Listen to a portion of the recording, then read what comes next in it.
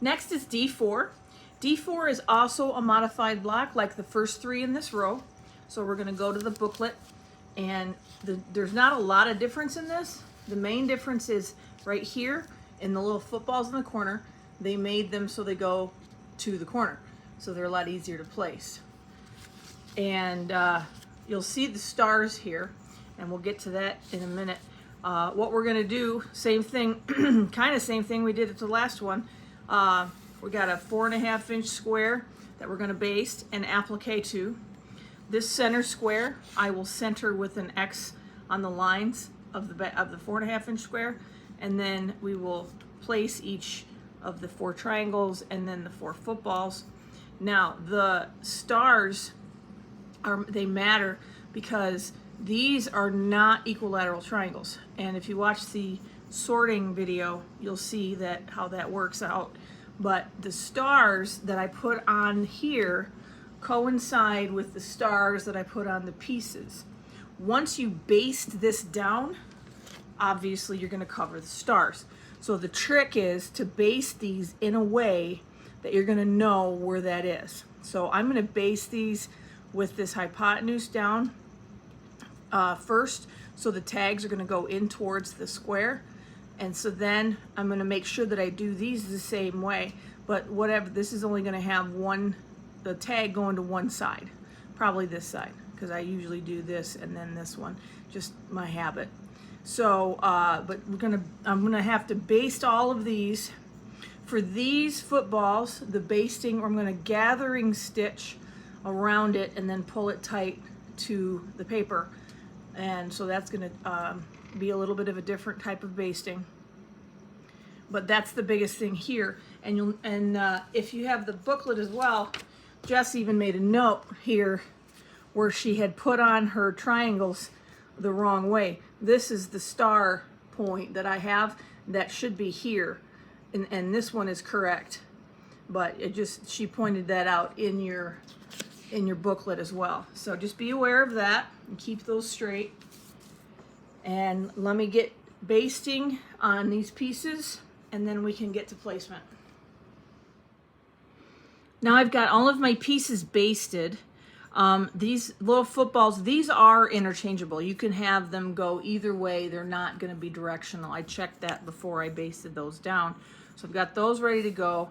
And I've got these, the star point on these for this right here, the star point is all on this side. So when I'm looking at this, if I put the 2 tags on the square, they're always going to line up correctly. And this, well, let's go to this one first. So this one, I put a light white mechanical pencil line because it's black. So use something that you can see, not necessarily a friction pen. If it's a lighter color, it'll be okay, but if it's a darker color, it will leave a white mark behind.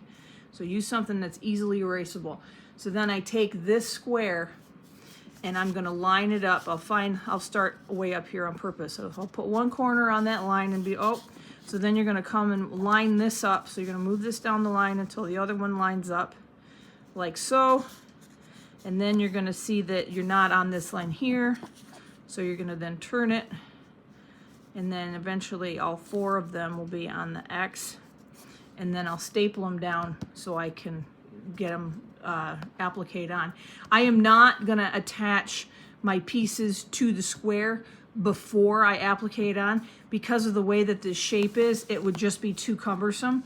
So I'm going to applique the square on first, and then I'm going to put the footballs on because the lines are here for the footballs. I'm going to put 1 point here and 1 point in the corner, and then I'll staple it, and then I can applique that a lot easier. So I'll put that right like that, okay, on each corner.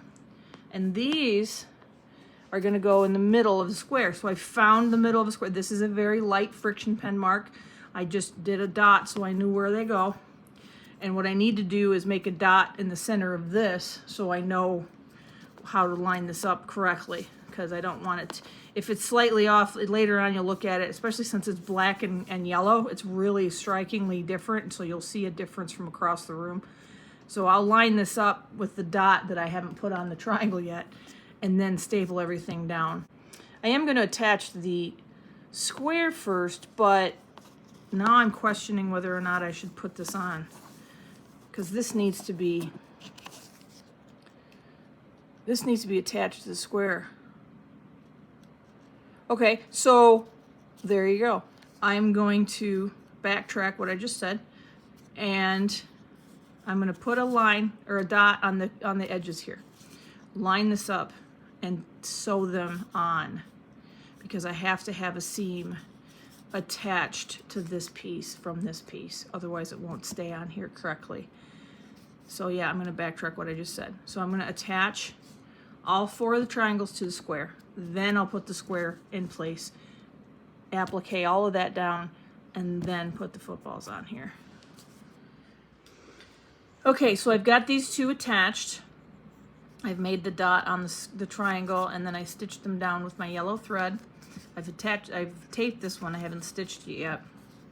And so all I did is make a dot on here, and then I matched them up and taped them down and stitched them down. Now you may wonder why I did not refilm and edit that last segment, because I want to walk you through my thought process as it happens, because there's people that may come up with the same things or different and want to know why I went a certain direction. So if I leave all that in there, then you can know. So I'm going to finish this up, and then I'll be able to place this on my square when I'm done. So I finished attaching my triangles to my center square, and now I've stapled my center square with the triangles in place. At first I put all 4 of the ones on the square, but then a couple of these, the point was slightly past the line. So what I did is I bent it a little bit, and so I made sure the point was going to be at the line, and then I put the staple there. So I repeated that process with each of the 4. This one was the hardest one because it was the most off, but I did manage to get them so that I can applique them properly. So I'm going to go ahead and applique these, but before I do that, I'm going to put these in place. So that way, as I go around, I can go up here, here, and then around this, and then I can do everything all at once, and then I don't have to go back and get the football separately. So let me get these attached, and then I can applique everything.